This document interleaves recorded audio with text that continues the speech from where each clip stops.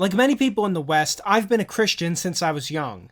I grew up in a Catholic town and went to Catholic schools. I had a brief atheist stint in high school, but came back to the faith after talking out my doubts with a priest and doing further research online. Throughout my life, misconceptions about what Christianity is, what it teaches, and its impact on history have been rampant in the world. I'm sure many of you have heard these misconceptions as well. Importantly, these flawed perceptions exist not just among non-believers, but also many Christians. In this video, we're going to look at several of the most common misconceptions that currently exist in the world about Christianity and correct them. This list comes from both my personal experience and suggestions from you, the viewers, because I like you guys. Properly understanding the faith is critical in the times we live in, where lack of belief in any religion is the norm. So strap in for a dive into Christian teachings and history. Number 1. Jesus was a hippie. Let's start with one of the more ridiculous misconceptions. The belief that Jesus was a hippie of sorts is rampant on social media, especially among left-leaning crowds. It's actually so silly that I wouldn't even address it if it didn't keep coming up. The idea can be summarized as this. Jesus was just a nice guy who wanted everyone to be nice to each other, give to the poor, and live in peace. Believers in this idea say that Christians should also embrace a hippie-like lifestyle of free love and niceness to all. This is obviously wrong. First of all, the hippie movement started in the 1960s and has no connection to the ancient world, let alone Jesus' life. Indeed, the hippie movement was much more inspired by Eastern mysticism than anything to do with Western Christianity. Because of all this, as you would expect, hippie ideology and Christianity are actually at odds with each other in more ways than they intersect. For example, hippies believed in ideas of spiritual and sexual liberation, wherein people remove themselves from all traditional restraints of religion and sexuality. It could almost be described as a self-obsessed ideology. A popular hippie guidebook from the 60s described this as the backbone of hippie code. Do your own thing wherever you have to do it and whenever you want. Notice the focus on self. Do only what you want. Disregard all others. So, does this have anything to do with Jesus or Christianity? No. Jesus was not in the same moral galaxy as the hippie movement. He was God's son. Jesus preached for values of charity, self-restraint, and selflessness, not out of some mystical pursuit of self-liberation, but because these are the virtues that God has deemed holy. To demonstrate this, let's look at one of Jesus' most important lessons in Luke chapter 10. Love the Lord your God with all your heart and with all your soul and with all your strength and with all your mind, and love your neighbor as yourself. You have answered correctly, Jesus replied. Do this and you will live. Furthermore, unlike the hippie movement, Jesus was not socially permissive. He reinforced all the moral doctrines of the Old Testament, which condemn many behaviors that the concept of free love endorses. For truly I tell you, until heaven and earth pass away, not one letter, not one stroke of a letter, will pass from the law until all is accomplished. Matthew 5:18. The Old Testament, of course, contains many verses which strongly condemn sexual immorality of all kinds. Jesus warned of hellfire for those who disobeyed God's commandments and refused to repent. This is demonstrated directly in the parable of the weeds in the field in Matthew chapter 13. The Son of Man will send his angels, and they will collect out of his kingdom all causes of sin and all evildoers, and they will be thrown into the furnace of fire, where there will be weeping and gnashing of teeth. Then the righteous will shine like the sun in the kingdom of their Father. Notice how there is a clear line drawn between good and evil. Men will choose to follow good or follow evil, and there will be dire consequences for their decisions. Jesus does not ever for a moment dwell in moral apathy, as is common among free love advocates in the past and today. The divide between what Jesus preached and what moral relativists like hippies preach are not just inequivalent, they have entirely different moral foundations. Do what you want versus do what God wants. Number 2. For Christians, violence is never justified. This is one that most of you have probably heard. Jesus said to turn the other cheek, and therefore Christians should suffer whatever horrors are done to them without ever resisting. The fact that this misconception is popular really shows just how disconnected the West is from its own history. It's true that there are several instances where Jesus tells his disciples not to respond to violence with violence. Besides the turn the other cheek example, there's also the famous case of one of the apostles striking off the ear of a man arresting Jesus.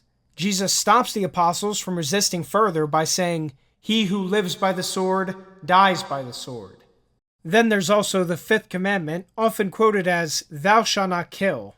If just taken by themselves, these cases could seem like endorsements of pacifism.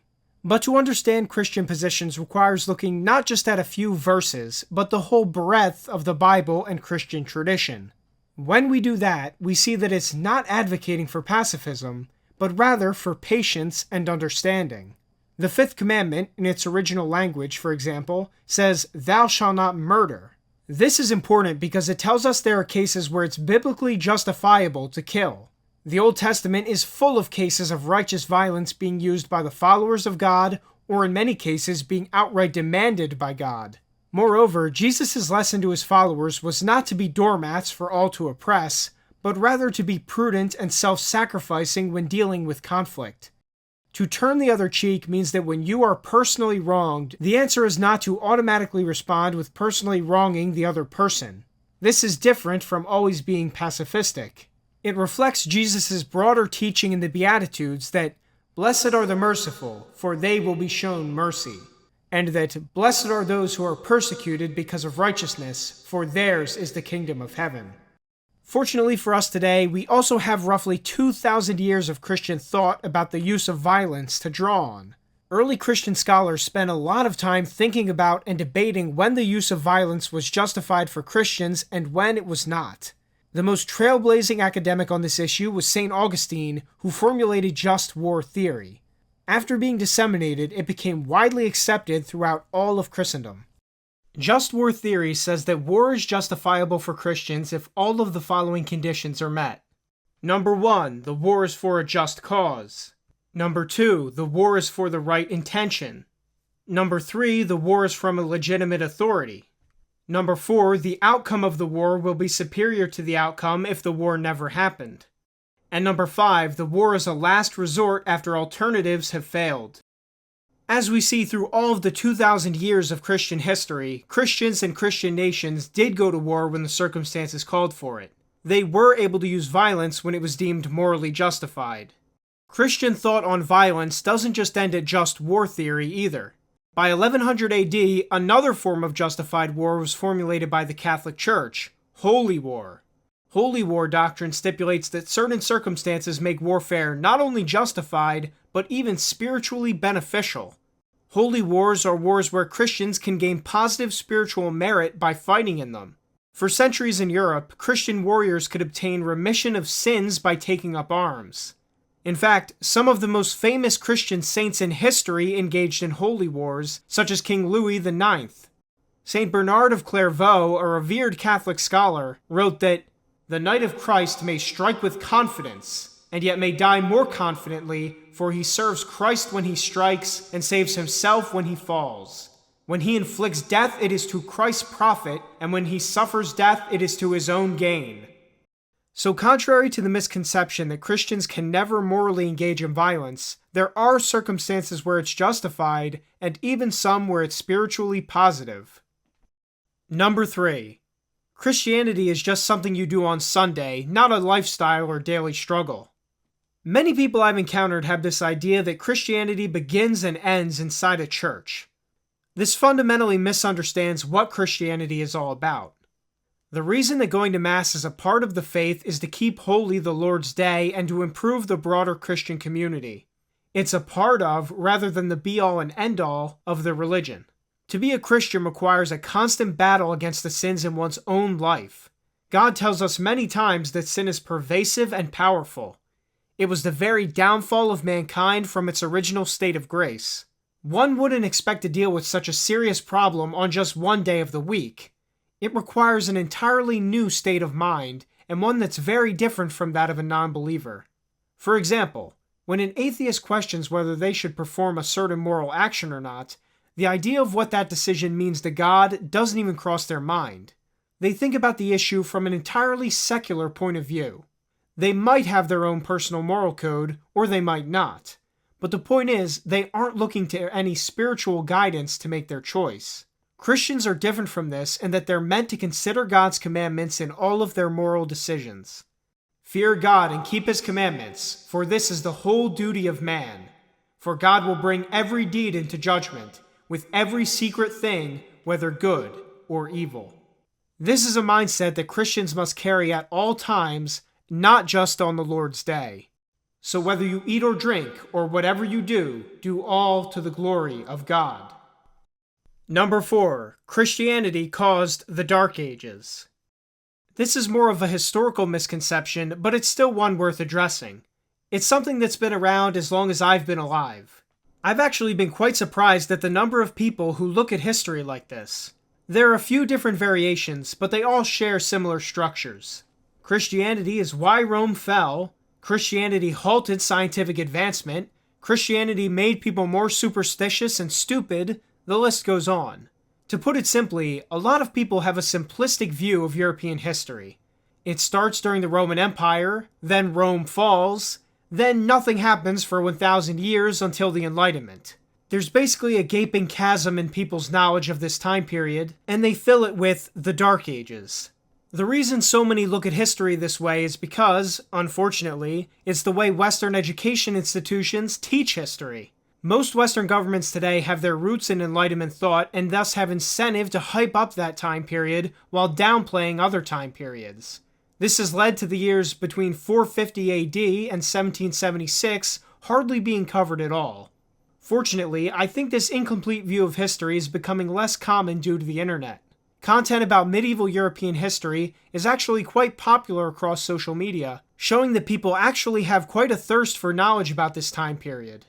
Now, to get to the heart of the common misconception that Christianity caused the time period known as the Dark Ages, we have to look at history during the time these so-called Dark Ages occurred. First of all, let's get one thing clear. Historians don't actually use the term Dark Ages. It's a pop culture creative phrase that has no basis in actual academic work. Instead, real historians refer to the period as the early Middle Ages. And it's the time period in Europe that lasted from about the 5th century AD to the 10th century. Thus, we could simply say that Christianity didn't cause the Dark Ages because the Dark Ages didn't exist. But let's go further. It's true that Western Europe was in a difficult position after the decline of the Roman Empire. The economy was in tatters, but it was already in tatters before the Western Roman Empire actually dissolved. Rome had been in decline since at least the 3rd century, long before Christianity became accepted, with massive inflation and the government having an inability to even raise armies. For the average peasant, the empire's end was actually a benefit as they no longer had to pay its crushing taxes and follow the endless laws that were coming out of the late-stage Roman bureaucracy. By the way, keep in mind when people say the fall of Rome, they just mean the fall of the Western Roman Empire. The Eastern Roman Empire very much continued on as a Christian kingdom for another 1,000 years. For some reason, people who talk about a Dark Age don't like to mention that empire, maybe because it collapses their entire narrative. During the time people think of as the Dark Ages, the key element hurting the European economies was the loss of the Mediterranean Sea as a safe harbor for trade. It became overrun with piracy, especially after the rise of Islam in North Africa. This cut Europe off from Asian trade, where the most valuable trade goods during this time period were coming from. This is why during this time period, the region of modern France became home to the strongest European kingdoms as opposed to the Mediterranean. Contrary to the misconception, Christianity did not halt science, research, or anything silly like that. The rise of the Catholic Church in Europe actually helped to foster the gathering and preservation of knowledge. It created a multinational network that slowly but surely united Europeans behind a common faith and common moral framework. It was the kingdoms who worked with the Church, such as the Frankish Empire, that became dominant in the time period. The Church banned cousin marriage, which helped raise European IQs over the generations. It banned polygamy and divorce, which helped create a single male-female family unit that became extremely stable for society. It also banned slavery throughout Europe, ending an economic practice that had caused the Roman Empire a tremendous amount of trouble. The Church's actions are what made Europe take a diverging path from the rest of the world. To use one example, Islamic civilization during this time period was engaged in the largest slave trade in human history, had harems of multiple wives, continued cousin marriage, and much more. What's amazing about the church's religious, cultural, and academic work is that it laid the foundation for many European states that still exist to this very day. It's not an exaggeration to say that not only did Christianity not cause a dark age, but it set Europe on a path for greatness. By the year 1100, Europeans were able to better cultivate the land of Northern Europe with inventions like the improved heavy plow, and fought back the piracy in the Mediterranean using improved galley technology. These critical technological changes, combined with the Church's work, were the turning point that began the slow shift of the balance of world power in Europe's favor. Number 5. Christians are not allowed to condemn anyone's behavior. Alright, you all knew this one was coming. This is probably the defining misunderstanding about Christianity of our time. Every Christian has heard it at least once. It goes something like this. Jesus said, "Judge not," therefore you have no right to judge anyone's behavior. This misunderstanding cuts to the heart of modern Western culture. As Christians have lost influence over most positions of power in the West, new secular ways of viewing the world have risen in their place. While being widely different from person to person, these new secular worldviews do often hold a common theme. They basically believe that people should be able to do whatever they want as long as it doesn't directly hurt anyone else. This worldview, of course, ignores the long-term and society-wide effects of individual actions, but that's a discussion for another day. With the rise of attitudes like this, they've also tried to bend Christianity to be more like them. They've created and encouraged a myth that Christianity actually should not condemn anything and always just go with the flow. They say to ignore sin or even to accept it. The truth is this philosophy of do whatever you want, whenever you want, is much closer not to Christianity, but to Satanism and the occult. "Do what thou wilt shall be the whole of the law," was what a demon allegedly told the occultist Aleister Crowley, a major influence on modern Satanism. This line actually became the basis for modern Satanism and secular humanism as they exist today. They entail full focus on oneself, one's own desires, and the love of material possessions, while ignoring God, the afterlife, and any higher moral order. This could be best described as the total opposite of Christianity. So, what does the Bible say about judgment? Let's start with a verse often taken out of context, Matthew 7. "Judge not, that you not be judged. For with the judgment you pronounce, you will be judged, and with the measure you use, it will be measured to you."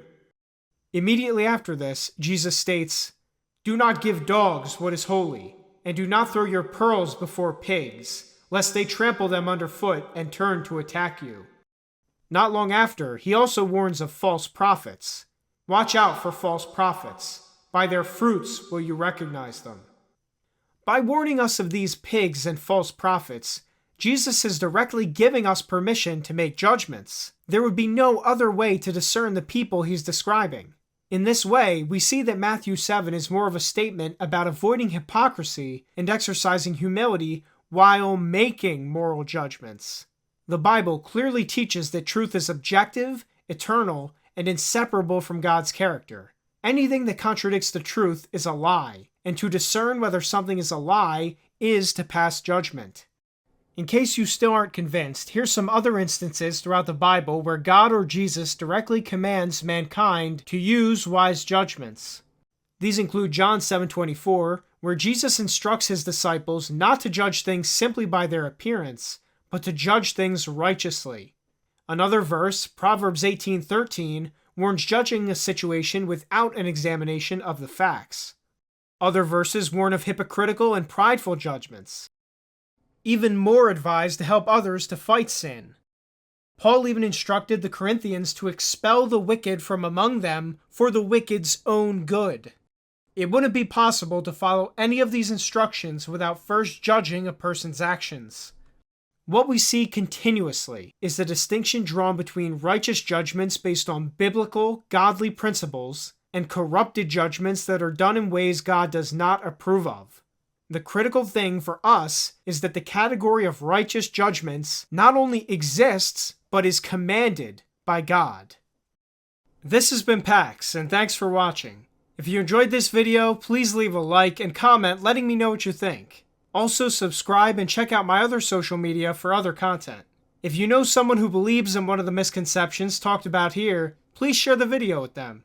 Thanks again, and I'll see you in the next video.